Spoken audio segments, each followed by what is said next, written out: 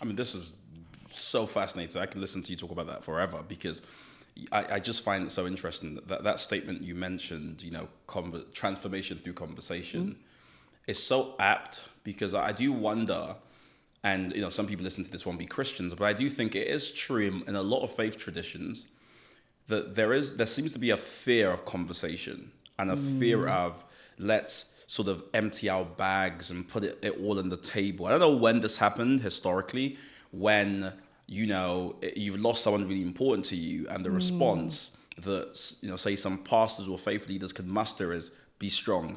Be And you kind of go, It is well, well. it is well. It is what it is. Some people will say, or like God takes God gives and He takes away. You go, isn't there like a whole process that? Yeah. How did we get from A to Z? Like the no warm up. I wonder it's because they're under pressure. I don't want to assume it's just them being nefarious. It might just be they're under pressure, and so they don't have the time to sort of take you through the process to get to a place where perhaps you can say, I'm still strong, even though I feel extremely weak.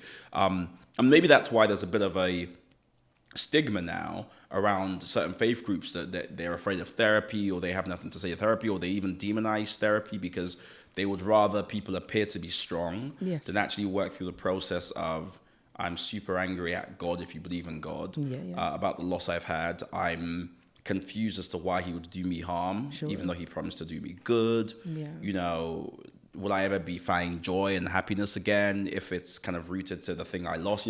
These are really substantial questions that I think a lot of people are asking in their minds. And it's such a shame when their faith group isn't interested in exploring that with them. It's really, really difficult to see that and to hear it continually. And what I'm starting to realize, you mentioned, could it be that perhaps these leaders don't have the time to really get into these things? I think it's less a question of time and more a question of space. If they actually have the internal space to accommodate the magnitude of these questions. Because what happens when we encounter a question that we can't independently answer? What happens when actually there are loose ends that we can't find a way to tie together? And we can't say, okay, this in and of itself is a kind and good thing to have happened, because even, despite the fact that it's causing you pain, we can't directly kind of link our faith in that simplistic way. That does require space, not just to be able to sit with these questions and allow for the grappling, but to allow someone else to come in and answer questions that we can't.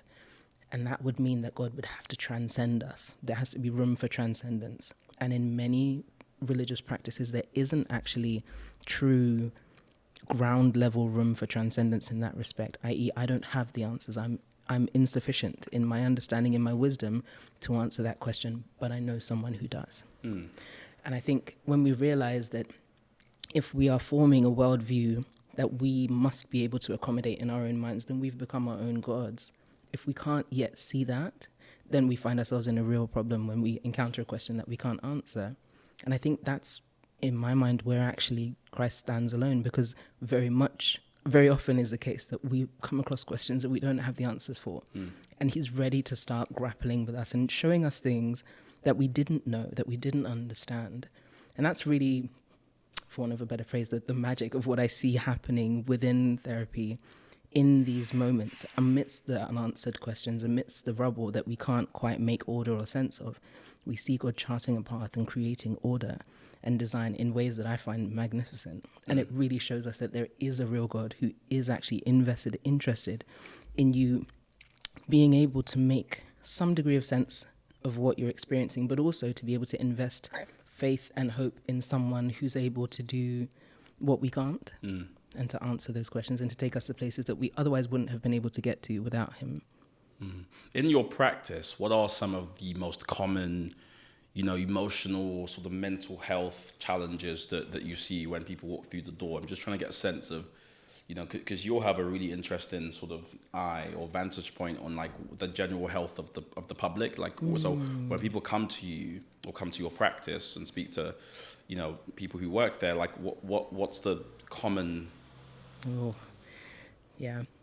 I love how broadly we can help people. When I think of, I'm trying to think of themes, I'm also thinking, my goodness, the range, it's incredible.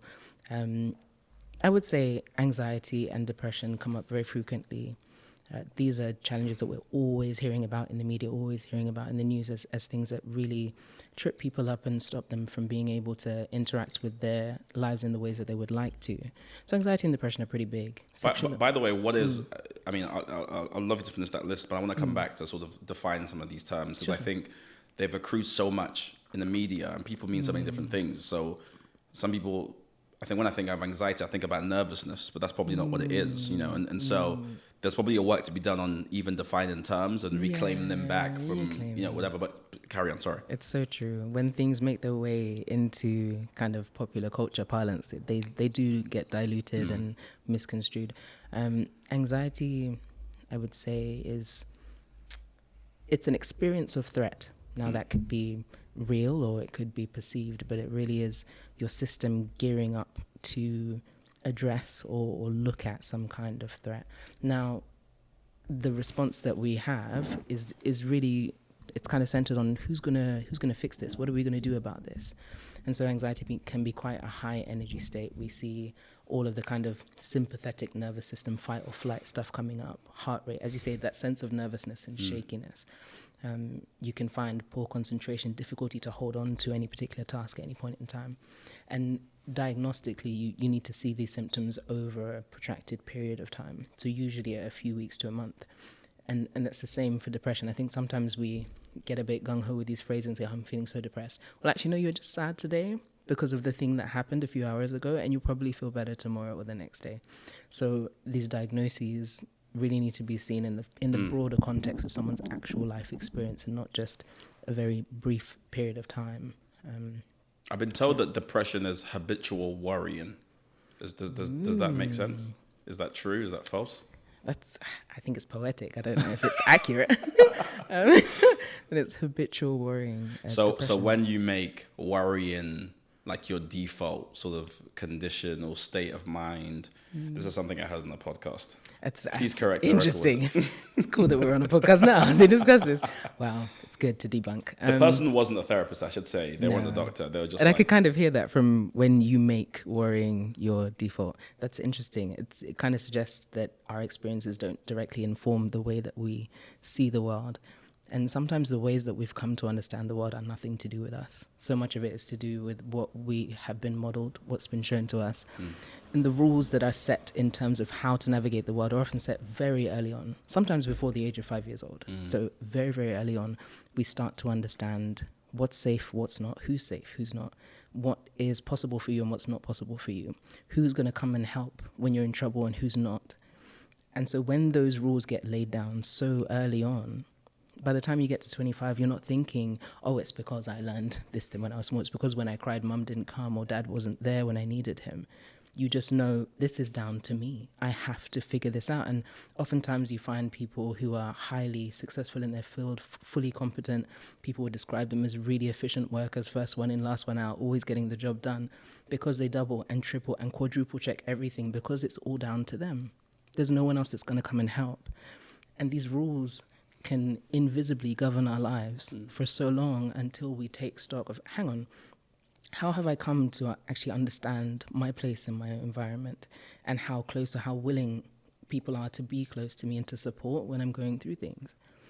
So yeah, sometimes we make choices when it comes to the way that we view the world, and sometimes choices are made for us, and it's important to be able to tell the difference between those.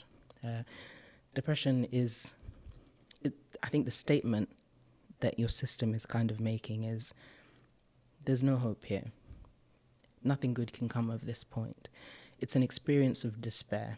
In the same way that at a very deep, almost spiritual level, anxiety is an experience of fear, I would say depression is an experience of despair. It's saying there's a dead end. There's a real hopelessness.